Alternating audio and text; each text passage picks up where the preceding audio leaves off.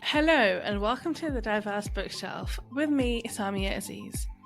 On this show, I interview incredible authors doing a deep dive into important themes and issues while talking all things books. On this week's episode, I'm talking to Vanessa Chan about her debut novel, an absolutely mesmerising story set across two timelines, 1930s and 1945 in Malaya, which is what Malaysia was called before independence. The Storm We Made is a story with four different perspectives following the decision made by one woman to become a spy for Japan and the dreadful consequences that befall her family and country afterwards. Vanessa Chan is the Malaysian author of The Storm We Made, a national bestseller, Good Morning America Book Club pick, and BBC Two Radio Book Club pick. It was acquired by international publishers in a flurry of auctions, and her first novel will be published in more than 20 languages worldwide. Her other work has been published in Vogue, Esquire, and more. Vanessa grew up in Malaysia and is now based mostly in Brooklyn. I cannot wait to speak to her today. Hello, Vanessa. Welcome to the Diverse Bookshelf podcast. It's so great to have you on the show. How are you doing? Thank you for having me. I'm doing great. It's allergy season here in New York City, so everyone's a little bit sniffly. The trees like to make us an important part of their reproductive process, and so we're just sneezing a little bit, all of us over here. We're quite sniffly here as well. My eyes have been watering all morning. I know. I love it's so frustrating because we have waited so many months, like 6 months, for this glorious sunshine, but it has brought with it pollen. I know, all of this. Exactly. I'm just like, you want me to go outside, but then I have to sneeze my way through to survive. So we'll see. We'll see how it goes. Absolutely. But yeah, I'm so excited to have you on the show. So your debut novel is called The Storm We Made, and the UK cover is just beautiful. Like, it's just a whole load of different colors. We've got some silhouettes going on.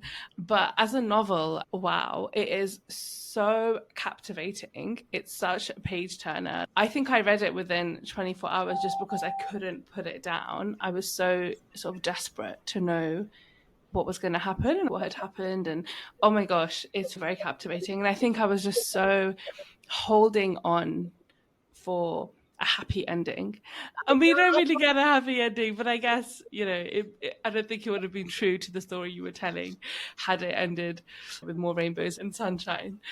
So, congratulations also, because it's very newly out in the world and it is your debut novel. Yeah, it's just, I thought it was absolutely brilliant. So before we get into talking about the book itself, tell me a little bit about your writing journey. How did you come to write more generally, but then what about this particular book? Sure. So thank you so much. Those are very kind words and a very lovely introduction. People always ask me, have you always been writing? And I guess I've been writing in the way that, like, when you're a child, you write like bad poems to your parents for their birthdays and things like that. For the record, even though I've published a book now, my family does whip out those bad poems to do dramatic readings of when I'm back in Malaysia, because family does keep you humble.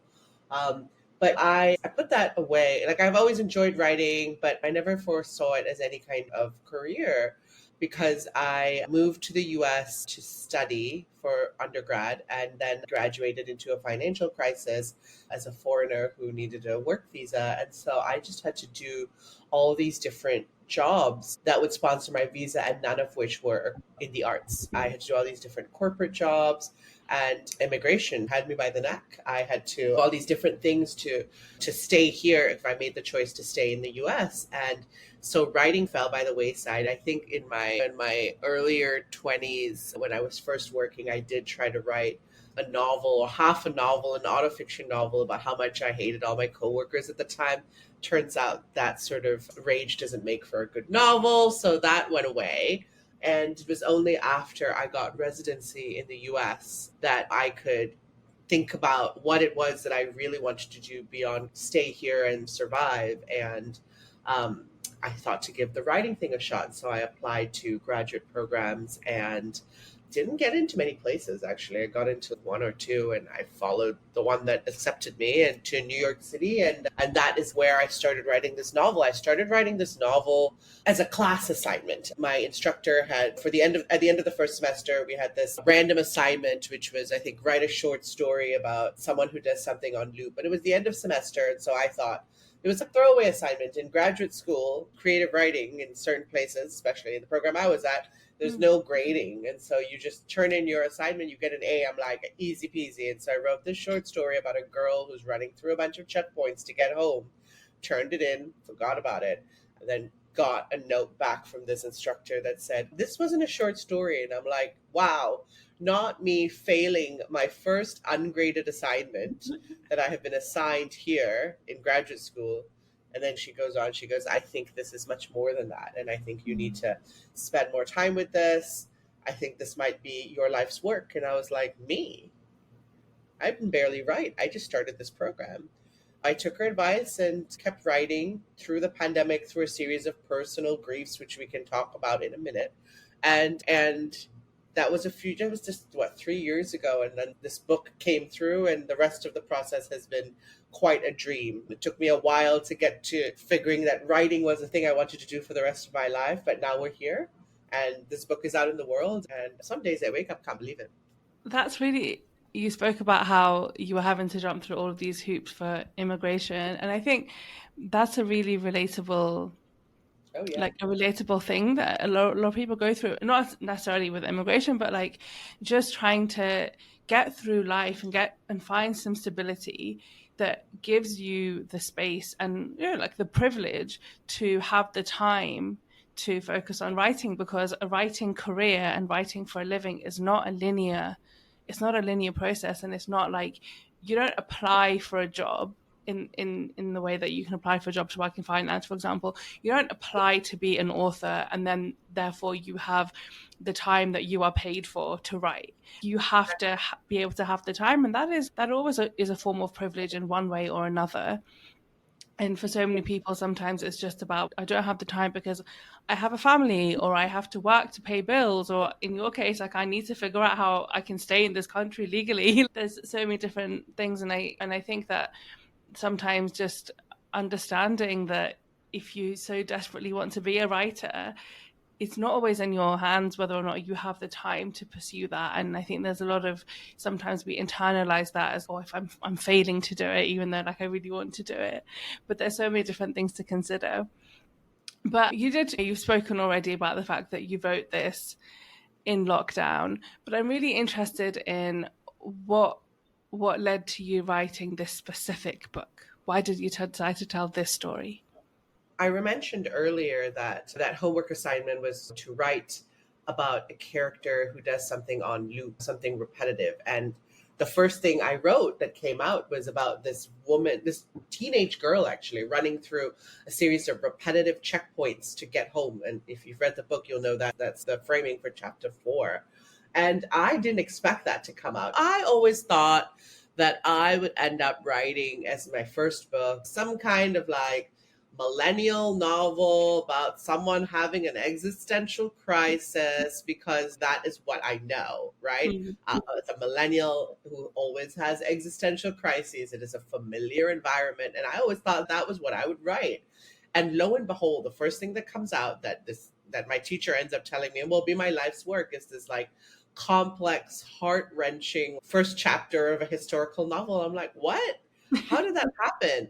But I think I had to realize that over the years, I'm the eldest child on my grandparents, on my paternal grandparents' side. I spent a lot of time with them growing up, and my cousins will argue, but it was self-evident that I was the favorite. So I spent all this time there, and my grandma would talk to me, and over the years, a bunch of different stories came up during our conversations. Some of them came up in form of like warnings. Oh, if I didn't finish my dinner, I get something like, during the Japanese times, we didn't even have enough to eat. We had to mix in tapioca and paper with our rice rations to survive. Or if I didn't want to go to my extramural activities, extracurricular activities, she'd be like, we didn't even have those. During the Japanese time, you'd have to sneak into the neighbor's yard from a hole in the fence just to take dance lessons with the neighbors next door. And there were things like that. And stories small and large stuck with me. And when I was ready to write a novel, this is what came out. These stories that my grandma had told me ended up becoming like the backdrop, if that makes sense, the realities and the environment at which I started to write about. And I was like, wow, I guess these have lived in me for a really long time and just needed the right combination of maturity, emotional maturity, physical maturity, and maybe spare time and freed up brain space in order for me to push these stories out. I never expected to write. I never expected to be like the family scribe or like the scribe of the nation. That was never something that I thought I would be or aspired to be. I'm not a historian, but that sometimes the art and the writing leads you to where you need to go. And in this case, this was the compulsion that I was given to write, and I followed it and wrote through the compulsion that I was handed. And that's what we have. This like sad historical novel about Malaysia. Not what I expected at all to be my first book. Wow, and it is really sad. Like it's very bleak, and like there's some really difficult things that. That's the nature I think of. I think once I started writing it, no, as a writer, you have a series of choices that you need to make, right? Whether or not you want your book, there are 4 characters in there that each have to make a series of choices, and I got to make a series of choices about what happens to them. Do they turn left or right? Do they survive? Do they not survive? And I think once I realized that this was the book that I was going to write and there was no running from it, then I had to decide whether or not I would sanitize this history I already knew existed that didn't really have its place in history books, right? And history books don't really talk about the impact of the Second World War and occupation on Asia, much less Southeast Asia. And then I had to think about whether or not sanitizing and cleaning up that history was something that I would do for this book, my first book. And I don't believe in gratuitous violence, and I hope the book doesn't extend gratuitous violence and gratuitous abuse, but I think it is quite frank, I think, in its approach to what happened during the time. Obviously, there are lots of it that's fiction. That's the woman at the center of it is a spy. As far as I know, no one in my family is a spy, but I guess I wouldn't know.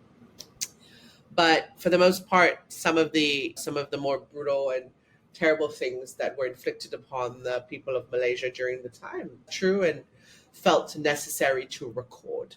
Yeah, absolutely. And I think you're right. Like, we shouldn't be sanitizing history. And I think especially when it comes to something that we already like collectively know so little about, something that has somewhat been omitted or wiped out from common narratives in history and curricula the world over. And so absolutely, I think because I knew what it was about, I wasn't expecting a happy story. I mean, craving a happy ending is something very different. I wasn't expecting a happy story because, absolutely. Yeah, like you don't. We if we have an idea of history and we understand war, then I don't think we could have expected anything less than something sad. But you write with a lot of detail, a lot of like very graphic. Some of the scenes are very graphic and very difficult to read as a reader. But as you said, I think important to understand also the many facets of war and the way that civilians are impacted. And this is the world over, like we're seeing it so blatantly right now around the world as well. And also a reminder as well that things that we're witnessing, for example, in Sudan or in Palestine, like these are not new. These are not new phenomena. It's been happening the world over, unfortunately. Not that it justifies or make sense of it. It's important, I think, to understand that as well. Before we move on, can you just introduce The Storm We Made? You just tell us a little bit about what it is. Sure. The Storm We Made, my first novel, is about the very unlikeliest of spies, a woman named Cecily Alcantara, who is a wife and mother in 1930s British Malaya, which is what Malaysia used to be called under British rule. And she, at the time, is the wife to a local government administrator, and while solidly middle class, right? She enjoys some level of privilege, but despite this, is terribly discontent with her lot in life and feels unfulfilled, feels like a woman out of time, and wants something more. But because her mother's mother and all the other women around her are doing exactly what it is she's doing, she has no models for what more could look like as a woman in her time, which makes her ripe pickings for a Japanese spy who is roaming around Malaya at the time, looking to build an inroad to enable an invasion of Japan into British Malaya. And so he recruits her to be a spy, and together, as the story goes, they usher in his case on purpose, in her case almost unwittingly, Japanese occupation to Malaysia, which begins the Second World War and essentially is the most violent occupation the country has ever seen. And of course, these actions that she takes over in the 30s and into the 40s have a strong and terrible impact on her three children, who are aged between 7 and 17, who are living through the war, noticing that a lot of misfortune, more misfortune than expected, befalls their family. And they're just trying to survive, but they have no idea of their mother's secret, and she's trying to keep it that way while trying to protect them. Yeah. And it is, as I've said, like, it's very immersive. It's such a page turner. I personally couldn't really, didn't have any idea what was going to end up happening.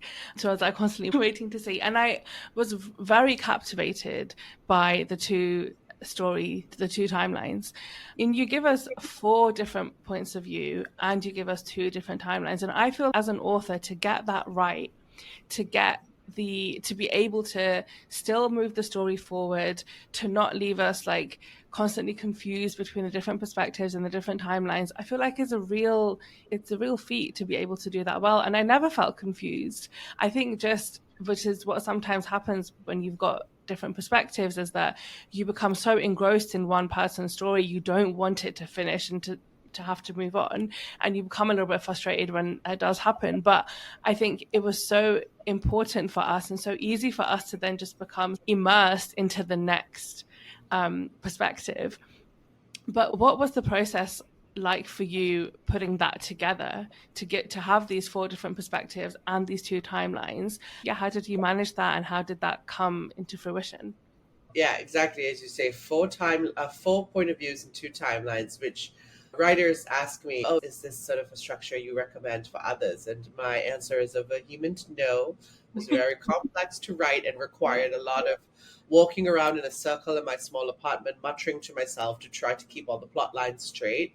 And in addition to that, there were the markers of history, right, that I had to follow, because I had to make sure that I marked the correct things that were happening in history at the time. And so essentially there were 2 timelines plus all these additional dates. I recommend it, but I think that it was necessary for the book.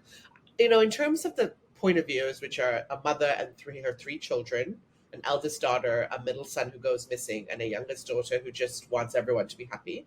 I think I always knew that the book would have multiple point of views. And I've always liked books that are like that, and I enjoy writing that way. And I never really knew why until I thought about it more deeply and realized I come from a pretty large extended family. My father has 39 living first cousins. Wow. My grandma his mother had 10, and there were 10 of them, 9 siblings.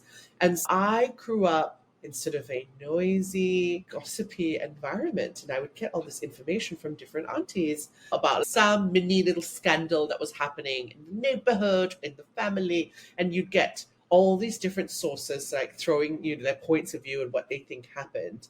And even as a child, I would collect all of these sources, synthesize them in my mind, and get to some version of the truth, some sort of linear truth. And I think that's just how I process information.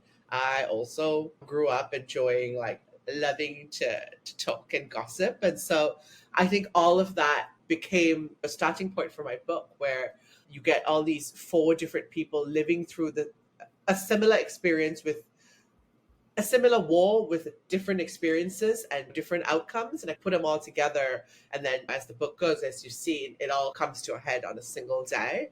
And I think that's just how I process information. It's all my aunties teaching me how to gossip. In terms of the 2 timelines, when I first wrote this book, I was writing about three children and then the impact that their mother's actions in the past would have on their present during the end of the war. And I was writing it in one timeline and it was difficult, right? I was complaining to my mentor at the time, a writer named Mira Jacob, an absolutely incredible writer. And I was like, gosh, Mira, it's so difficult trying to write this book. And I have to write so much flashback in order to bring the reader back in time to show them what Cecily's actions, the mother's actions, do that have an impact on the present. And it's so hard. There's so much flashback. It's so much going back in time. It's wonky. It's not working. When you write 4 point of views, you need to have one timeline. And she goes, hold up. Who said that? And I was like, it is said that when you write multiple point of views, you have to have at least just one timeline to keep it straight so people aren't confused. And she goes, no, you said that. It's not a rule. I was like, oh, no, it's a rule. And the thing to know about me is I'm a rule follower. I was like, oh, no, it's a rule. She goes, no, you said that. It's not a thing. Why don't you try to write more than one timeline, see what happens. You can always change it. And we went back and forth like this for a while until I figured to try it. And sure enough, the 2 timelines worked better. And the moral of the story is have someone to talk you out of the rules that you create for yourself that are not real. I really enjoy reading multiple perspectives. And I think because like you, I have a very loud, very big family. And so whenever something happens, there's one incident that's happened, but I am talking to 7 different people about it. And I love the fact that I'm having 7 different conversations about this one thing that's happening. And it's very rare that I'm saying the same thing to each person. So I completely get that. And I really just, even as a reader, I really enjoy it because I love the psyche of being in different people's minds, even if it isn't the same thing that we're looking at, but we're looking perhaps within one timeline, for example.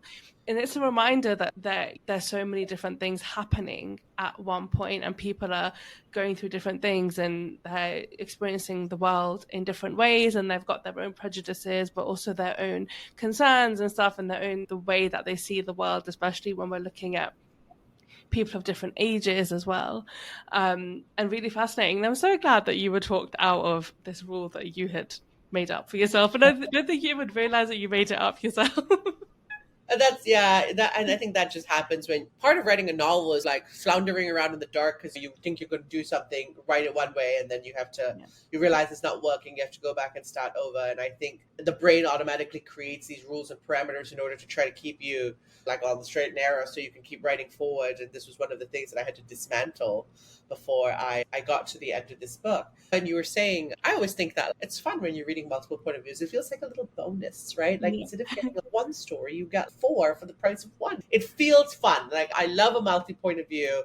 I've read books with more than 6, 7, 8, 9, 10 point of views. And I'm like, it just feels like a little bonus to myself, a gift to myself to get so many stories. Yeah, absolutely. And so this story, as you've mentioned, was inspired by your own family. And obviously it's fiction, but it is a very real timeline. Yeah. And you've spoken about the fact that you grew up hearing these stories from your grandmother's anecdotes and lessons. But what was it like when you tried to get some more meat or a better understanding of what happened from your grandmother? What was that process like? It's funny you ask because if I were to ask her directly, what was life like? If I tried to formally interview her, what was life like during the war, during the Second World War, during occupation? She didn't want to talk about it. None of our grandparents did. She'd tell me to mind my own beeswax, go back to my chores, my homework, or what have you, and just to leave her alone. So that was not the way to get any kind of information from her. But she's also a really chatty woman. And so I realized that if maybe this was an indicator that I was a writer from a young age, if I just kept quiet and let her have her day and we go along with our business, these stories were the things that would come out. She would start chatting about her experiences, both before the war, after the war, and during the war. And all of these different anecdotes and stories would come up. I can tell you one of them actually, because it's a really good one that kind of frames what my grandmother was like, but also the ways in which she told a story, which was not often congruent to what was happening. She would tell the story with humor or in a very straightforward way when it was a very, in my opinion, traumatizing thing that would happen. And that's how I excavated these things from her, almost in conversation, just Mm. like as human beings. So my grandma tells this incredible story about how one day it was during the occupation, daytime, her and her siblings were like out and about. And then she realized she needs to rush home to get something. And she's, oh, crap, I gotta go. So she gets on a bicycle, which is how they went around at the time. She cycles really quickly and she's on her way. And as she's cycling, she hears a really loud boom behind her, like an explosion. But it's war, and they know. And she was about 12 or 13 at the time. She knew you don't look back, you just keep cycling forward. And so she did. She just stood at home, got home, and was fine, and learned that there was an unscheduled like airstrike behind her. And she missed it by a couple of feet, but she was like, I'm good. I'm home. It's all good. But Mm. remember, there were no phones or no ways to get in touch with people at the time, and her siblings didn't know that she got home in one piece. So they realized this unscheduled airstrike happened on their sister's cycling path home. They were like, oh, no. And so they're like really worried. They're like, oh my gosh, do we have to tell our mom that we lost our sister today and we didn't know what happened? And so they rush to the pile of rubble and start digging for her, like anything, arm, a leg, like a piece of jewelry, anything they could find to to take home to their mother to prove that like they found their sister. And they don't find anything. They're freaking Mm. out. And they're all children. They're like aging young digit age to like teenagers. They're like, oh my gosh, we have to go home and tell our mom this. And so they're hysterical. They're crying. They run home. And when they get to the door, my grandma is draped in the doorway, laughing her butt off. She was, you thought I died, but I didn't die. I'm right here, and you're all crying, huh? And she is laughing so hard, and her siblings are furious. They're like relieved, but they're also like, this kid, we're going to kill her. And but if you think about it, this story is a terrible story, but my grandma tells it. She told it right to the end of her life, and she lived till 94, as like the best prank she'd ever played on her siblings.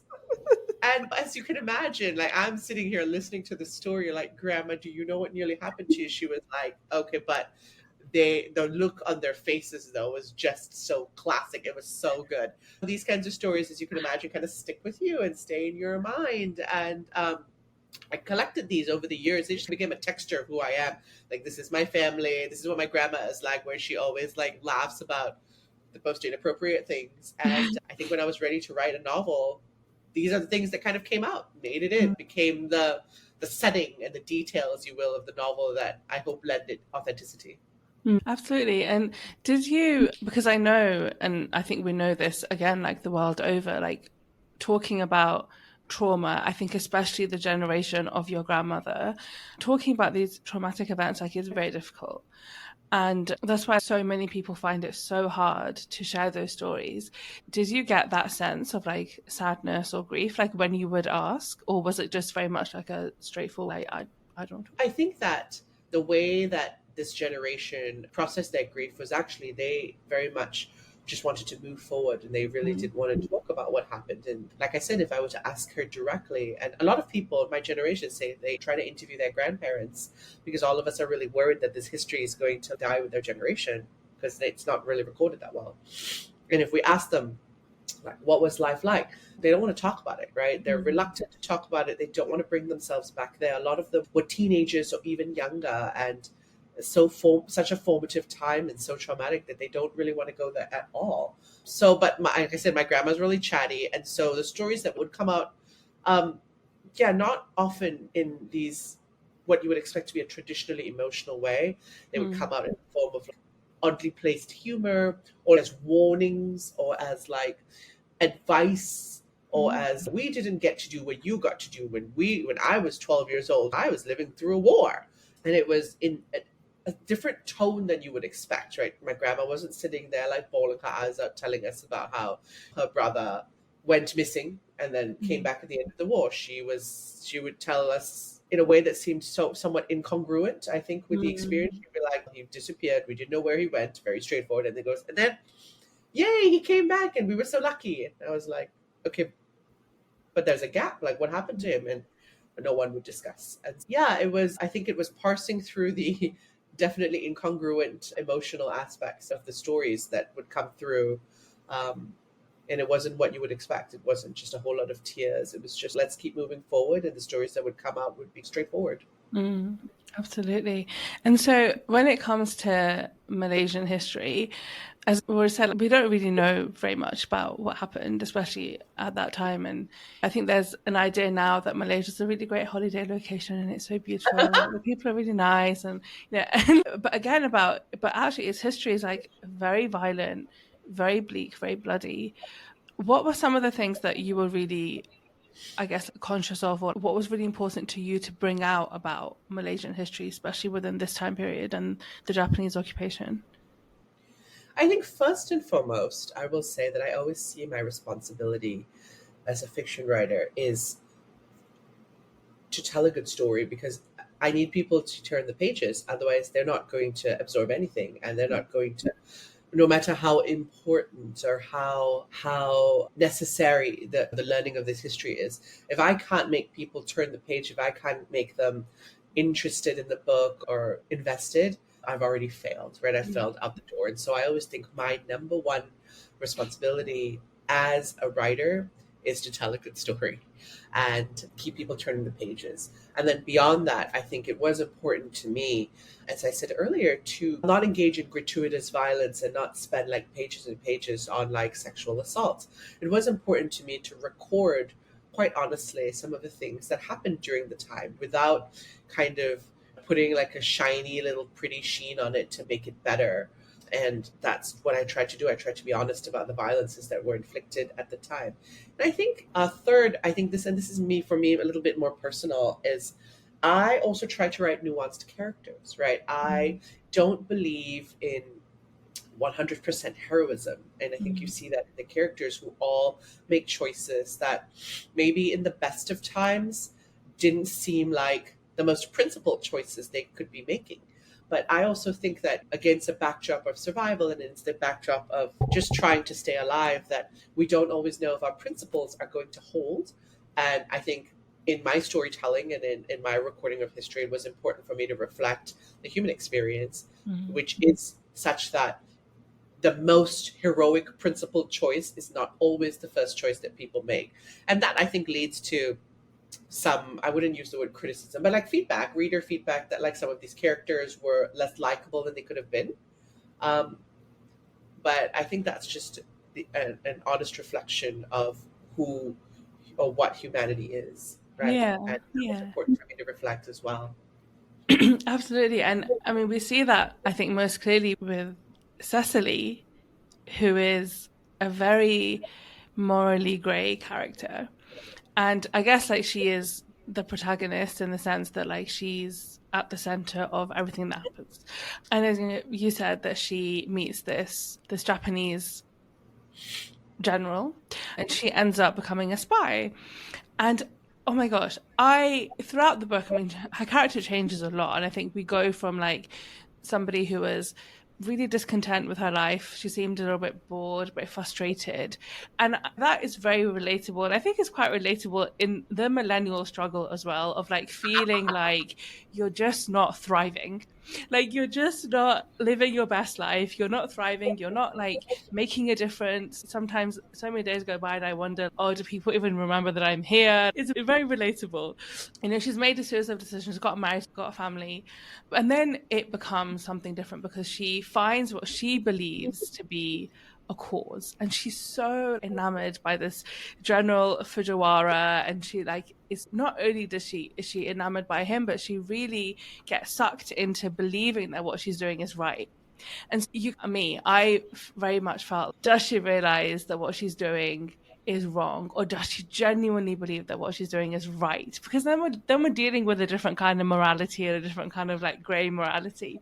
But then later on, when she meets Lena, she, I think, becomes quite mean, and because then it's very much like she's very jealous and there's all this other kind of stuff. And I love the fact that like she changed so much, and my impression of her and my idea of her also changed so much, and how much I liked her and how much I felt like I could relate and understand her, because by the end I couldn't really, but at the beginning I was like, oh yeah, maybe I can understand how this could happen.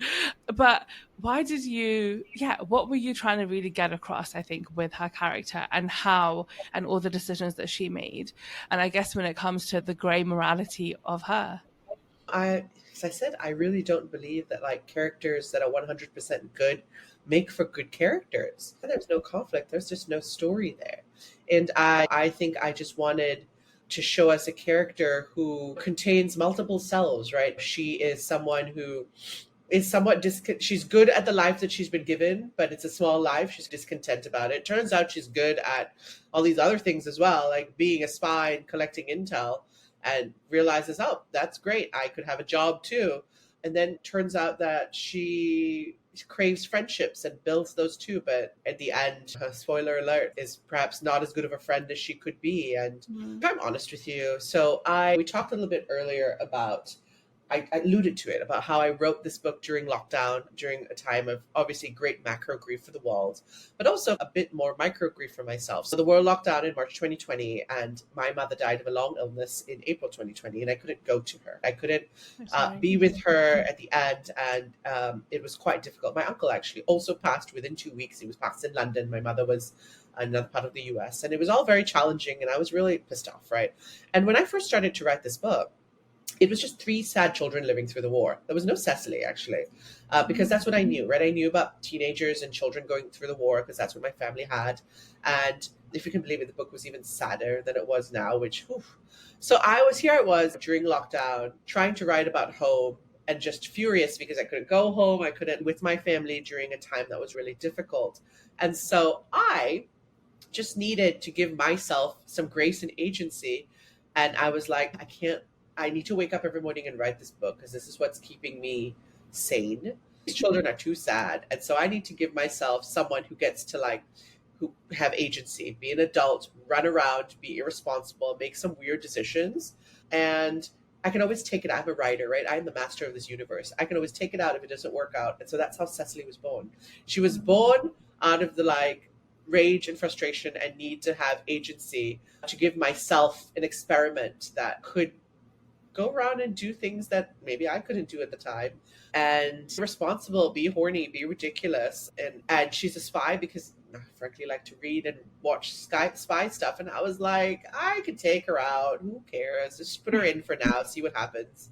Then lo and behold, she became my main character. And so I think her morally gray ambiguity, her inner rage, and her bad decision making probably reflects my mental state at the time. And of course my genuine belief that 100% good characters don't make for good reading or good storytelling. And that's how she came about. She was born from my own lockdown experiences as an experiment. Never really thought I'd keep her, and then she became the emotional core of the book. I think that's so beautiful in the sense that that period, those lockdown years, the COVID pandemic, there was so much grief, and obviously, as you said, on a macro level, but also for you on a micro level. And then so many families were, be it temporarily, but separated. We couldn't travel to be with one another, and it was out of our hands. And I think there was something that was so strangely frustrating and uncertain about that time. And then I guess we see that through the book because our family does, the family that we do, they do get separated. And as you were talking, it very much reminded me that the characters, the children in the book, everything happened to them. They didn't have... They had no agency. Yeah. Especially when it came to Abel. My goodness, poor boy. Everything, so much happened to him where he just didn't have ability to make any decisions. Literally, he was just taken, right? We won't say too much because we don't want to give away spoilers. But yeah, and so all of these things happened to them. And now that you've said it, I guess the only character within that family that had agency was Cecily. She was the only one that was making decisions, be they reckless or be they right or wrong is a separate issue. But she was the only one, at least in the 30s, who was making those decisions. And there's something really interesting about that. And I want to But make clear that, yeah, like, a book about three sad children living through a war who don't have agency, like, that is a valid premise, because absolutely. that's just Yeah. how the world is. But I think it just for me personally at the time, I'm like, I gotta give myself someone who has agency, because now I'm a writer without, I felt like someone without agency writing about sad children. And I'm like, the only way for me to keep writing this book is to give myself some kind of a tiny gift.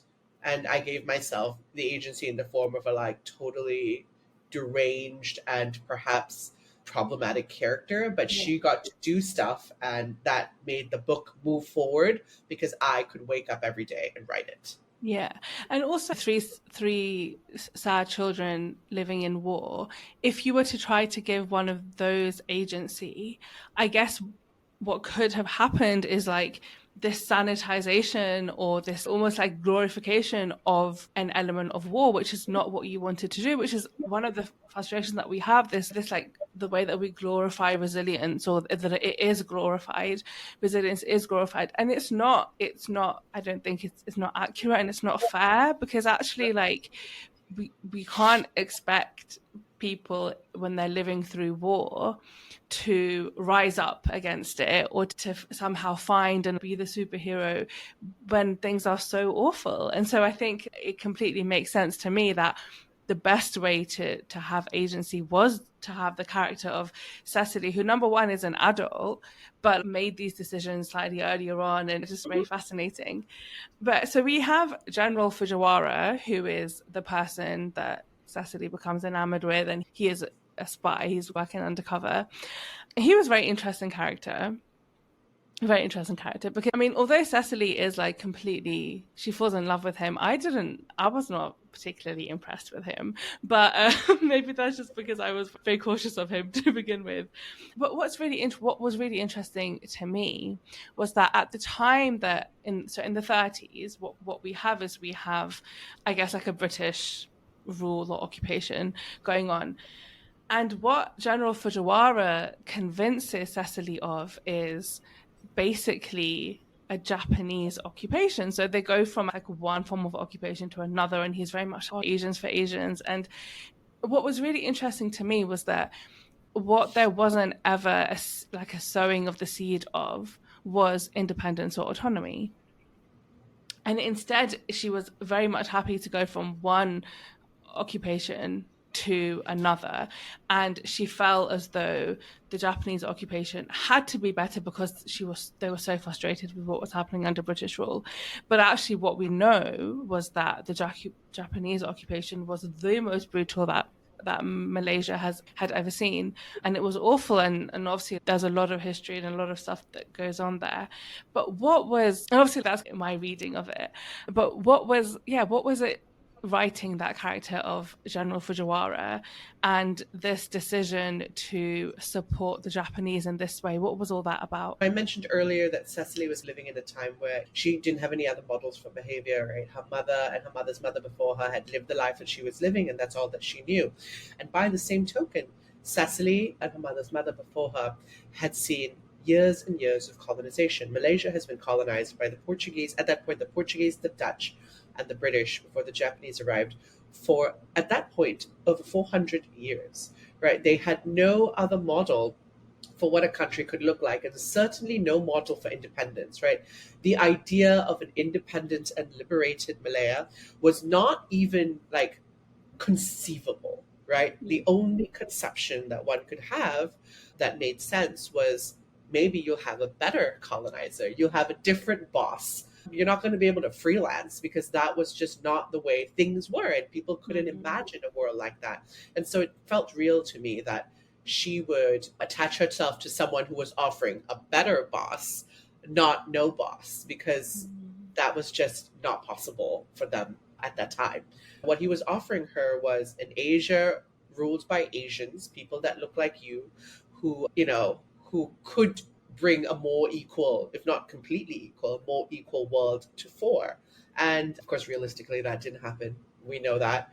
Hindsight is 2020, history is 2020, but I think that it is realistic for someone to conceive at the time that, like, hey, it could be better. I could have a different colonizer. But back to the question of Fujiwara. Fujiwara is based on a real historical figure called General Yamashita, who did lead the invasion of Malaya from the north.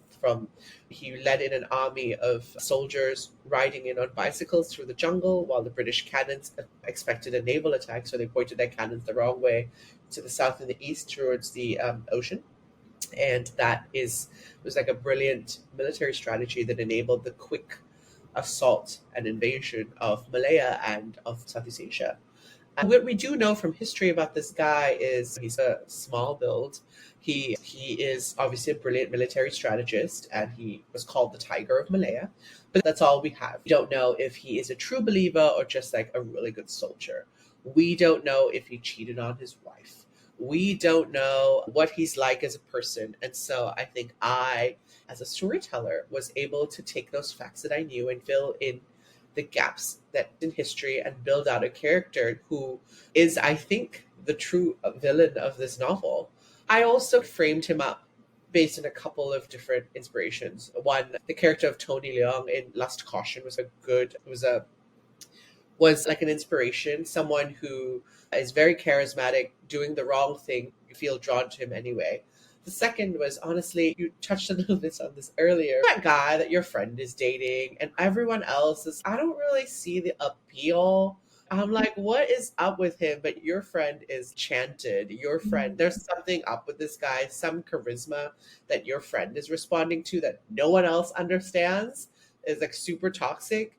And that is what I framed him on. As we all know, that guy, that friend, or it could have been us at some point in our life. Yeah. And it's a recognizable thing where no one understands it, but it's there. There is a charisma there that draws certain people in. And the third is I am quite fascinated with the concept of charisma, that some people, no matter their height or attractiveness level, just draw people to them. And I was curious to explore that on the pages and put all of that together, and you got like this really villainous general who, for some reason, Cecily becomes obsessed with. Yeah, I definitely know that guy. That is exactly what I was alluding to. To me, he was definitely that guy. If I was her friend, if I was Cecily's friend, and she told me that about this guy, I would just be like, oh, he doesn't seem very impressive. Let's see what the big deal is. But yeah, like, and I guess... short. And then your friend is, no, but he's amazing. And you're like, okay. And I guess like it just, because Cecily was like frustrated in her own life. And I guess what he... regardless of the vision of Japanese rule, he was exciting. It was exciting, and she was going to have purpose. And I think we can all relate to that as well. When you don't know how bad the situation could get. I don't know. I guess it's down to the readers to decide whether or not they think she was just a bit too naive, or whether they can completely understand where she was coming from. And I guess there's probably a mix of it, right? It's probably a bit of both. But I really liked the storyline of Juju and the older Japanese gentleman that comes to the cafe. Is it Mr. Takahashi? Takahashi, that's it. Yeah, sorry. I really loved that story. That storyline, that sub-storyline, because I just found there was something very lovely about, I always like these intergenerational, grandfather, grandchild friendship. Yeah. But what I found really interesting about that was that he is Japanese, but he is a Japanese civilian. He's not a member of the military or occupation forces or whatever.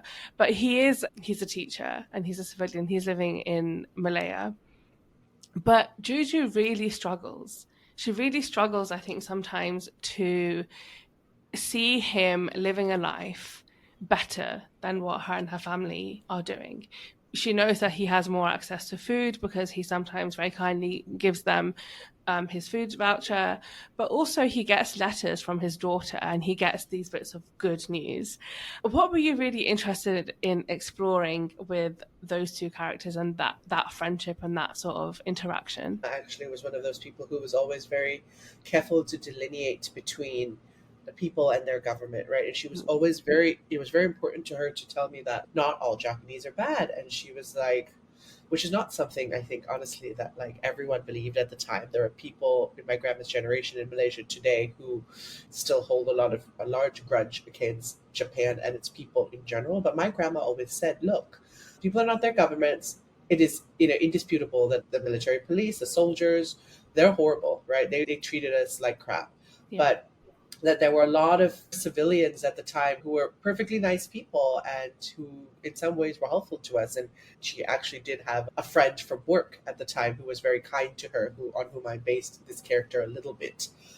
And that is what I wanted to explore, right? That I wanted to build nuance into the book to show that this is not a nation of villains. These are a nation of some villains, and then some people were just there.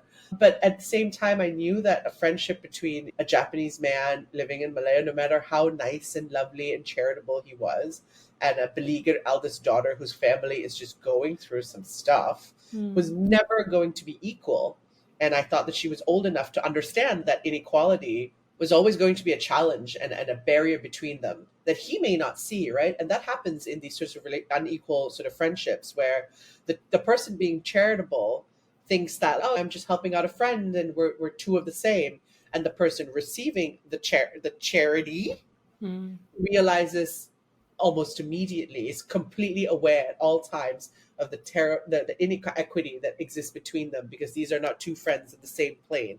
And I think I wanted to show that. I wanted to show her inner distress at knowing that this was a good person, but who would always have more than she had and would always be proffering her something, and she would never be able to see their friendship as equal. And so she resented it, and even when he was at his kindest and nicest. And so that felt like an important inner life for me to build. Also, honestly, Jujube is like a beleaguered eldest daughter who feels the weight of her entire family on her shoulders. And sure, the stakes are different, but that was the easiest character for me to write, because as a beleaguered eldest daughter myself, I fully understand her like irritation and rage, and it's like, why isn't everyone just doing what they're told so they don't get in trouble and stay where they need to be, and like not go out, in the case of her sister, running about getting in trouble, or in her mother's case, like just not being the mother that she should be at a time like this. And so that was easy for me to write.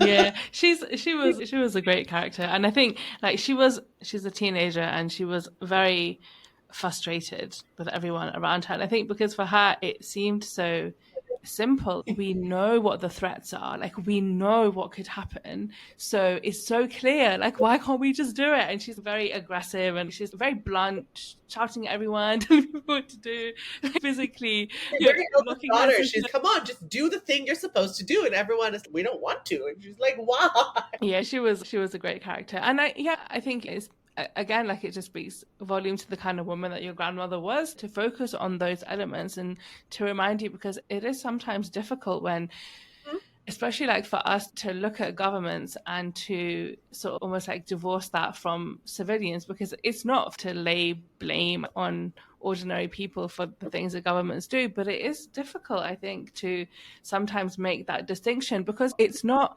straightforward, because there's always privilege and inequality associated with these things. It's not just about, oh, but it's not their fault. There's like many different layers to it.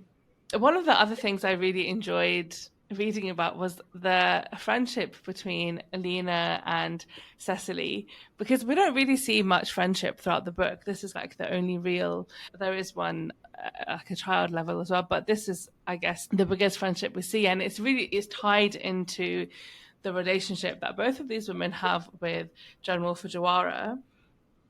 And actually Cecily is not very sincere. She doesn't really want to be Lena's friend. She sees her as the enemy, and she's like frustrated and jealous and angry. But what we see from Lena is like she desperately wants a friend, because she's not really accepted, although she's married this man who works for, initially he was working for the Bajuna. Like, although she has some status and privilege, she's not really accepted because she's got her own murky past with her own previous husband, all this kind of stuff going on. But she's so desperate to be friends with Cecily, and we don't see the same from her. Maybe at some point very later on. What were you really interested in exploring when it comes to friendships, and especially the friendship between these two characters? The friendship between, I think, Cecily and Lena is it was one of the most, I think, interesting for me to write. Mm. Lena, I think, is perhaps, with the exception of the child, the Mm. youngest child, the purest, most good character, I think, in the book, right? Because Yeah. her intentions are always frank, genuine, and pure, and all she wants is the best for people, and she assumes that people are the same, right? She is all purity and goodness. And I think I wanted, and we know Cecily from the beginning, we know that Cecily is very morally gray. I think wanted to reflect to our reader and to Cecily the kind of woman that she could be, but would never be, this pure, good hearted person who wants a friend, who wants community, and who just wants to hang out Yeah. even when times are tough. And I think, I don't want to give too much away because spoilers, but I think Cecily eventually wears down and realizes like what a good person, a good friend Lena is, and Yeah. sort of, falls into a sort of comfortable friendship, after which she does some things that are not friend like. But I think I'm a great believer in female friendship. I'm a great believer in both the intensity but also the wonders of such a friendship.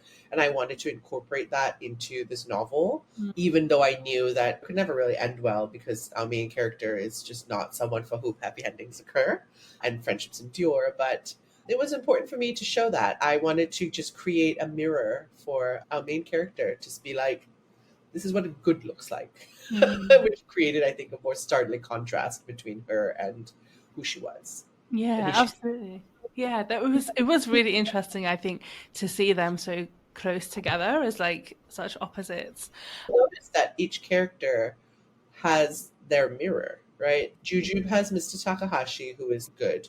Yeah. Cecily has Lena. Abel has Freddie, Yeah. who does some things that perhaps are not good, but is good, is a good person. And then Jasmine has Yuki, which is the other way around. But they all have mirror characters. It was important for me to reflect, I think, the differences from one to the other. Yeah, that was that. Yeah, I definitely did feel that all the key relationships between the characters were just based on opposites, whether it was just opposites in circumstance or character. But especially, I think with Abel and Freddie, that was, yeah, the Abel scenes were the hardest to read and the saddest throughout the book, honestly. But I think you did such a good job and such an important task in shedding light on the violence that happens of war, the hidden things and also the not so hidden things as well. And on that, so much of the book is, as we've said, is sad and is violent. For you writing it, how did you do it, and like how did you like inject joy in your own life to make sure that you weren't completely getting lost in the sadness of it all? I said it earlier, right? I created an adult that got to go around a child would not get to do. I think that was honestly, my biggest solution for myself. The other thing is, as a writer, we often, it's a joke within writers, but we cheat on our genre, right? So while I was writing this long, epic novel about war, I was also writing different short stories about funnier things. And also, when things in the pandemic improved, also the key is to get outside sometimes. It's amazing what sunshine and a little bit of hydration will do to get you back on track. Mm. I didn't, people have asked me before, did you get lost in the violence, and was it very upsetting? And it was upsetting to me to understand as I continued to write that the 1940s was not that long ago, Yeah. and that there are like people in my life and in my family and in my community who had lived through that, Yeah. and that this is a real, even though I'm storytelling and writing fiction, that these circumstances were real, and that was quite sometimes like quite confronting to Mm. realize. But at the same time, I think in creating all these little boundaries for myself, like writing other things and writing one adult and getting out sometimes, I think I was not necessarily caught in the muck affect me so terribly in the way that sometimes with other novelists I think it does, right? You do Mm. get like emotionally distraught and you can't get out of the muck. Yeah, that sounds, I think, like also some like general advice for people as well. I'm glad that you Get had. outside sometimes. Yeah. But I have a community of friends and writers who are all very helpful and lovely. And I don't write 24 hours a day and try not to write 24 hours a day. And so I don't have to immerse myself in like war and terror 24 hours a day. Though that said, probably not going to write a second war novel anytime soon. I'm going to write something lighter and a little easier on myself. Great. And you know what, Vanessa, it has been so lovely speaking to you. But just as we wrap up, I know we've been talking for a long time.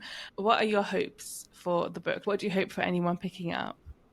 People like remember how they felt when they read the book, right? So it's not, I don't expect people to remember every plot twist, who died, who lived, all of that. But this is a history that's not really written down. And I wrote down these stories, and the way that stories become histories, you write them down on paper. And so I did that step.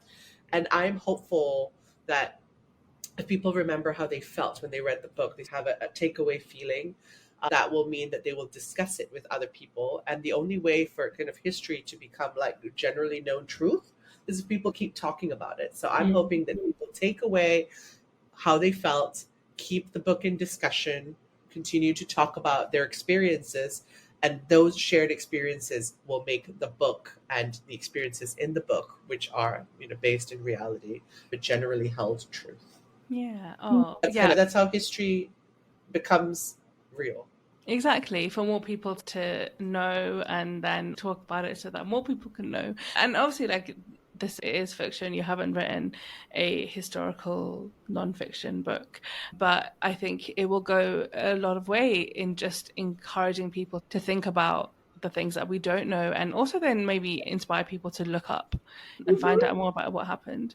Inspire other writers who are exploring similar things to feel encouraged to keep going. Yeah, absolutely. Vanessa, it has been so lovely speaking to you today. Thank you so much for your time.